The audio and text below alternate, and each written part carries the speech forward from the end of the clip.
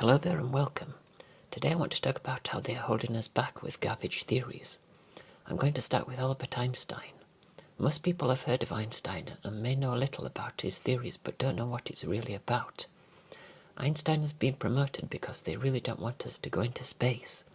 If we did go into outer space, we'd be free of their control, and like restrictive parents, they would hate that. The famous equation E equals mc squared, where simply stated the closer an object gets to light speed, the heavier it gets until at light speed it reaches infinity. This would mean that it would be impossible to move an object at light speed. This is stated so that any scientists who may have been thinking of building faster than light speed technology don't even try. The other theory is that any sufficiently large object in space creates ripples in space-time.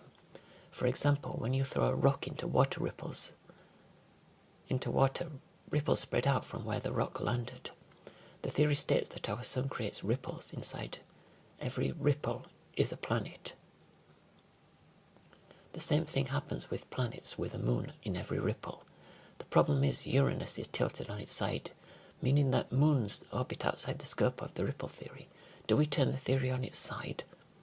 Then there is the Big Bang theory, with the main problem being that nobody can explain what was before the Big Bang. The truth is the universe has always existed, will always exist, and is in a constant state of evolution. The multiverse theory has gained a lot of traction in the world of entertainment, but that is where it belongs, a pure work of fiction. When a depiction of different universes is shown as spheres side by side, what is in between the different universes?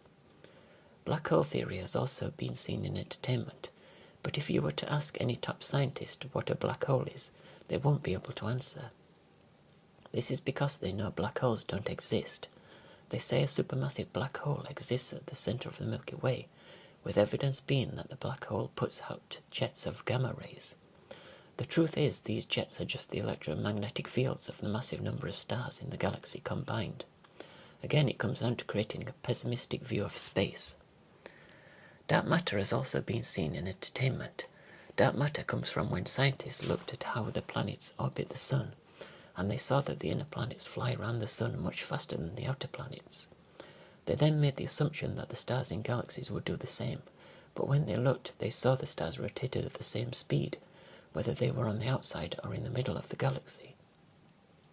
Now, because they say the mathematics that Einstein used were only able to be understood by 5 people, they just made up that more matter must be in the galaxy that can't be seen or detected.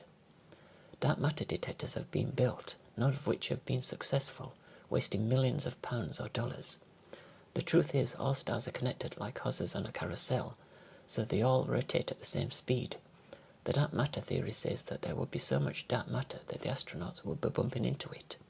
If that isn't bonkers enough to expose the scam, I don't know what is.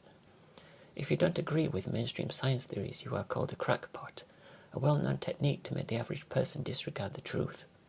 The same happens with people who look for alternative truth. They are called conspiracists, although there have been many times when conspiracy theories have been proven right. I remember learning about Charles Darwin at school and thinking what a load of rubbish it is, even back then. Survival of the fittest falls apart when you learn that everybody on Earth is important. Everybody has a job to do, even if it's just learning that it's not cool to kill, and you will be found out and punished. How else is the soul going to evolve? Thanks for listening. Bye for now.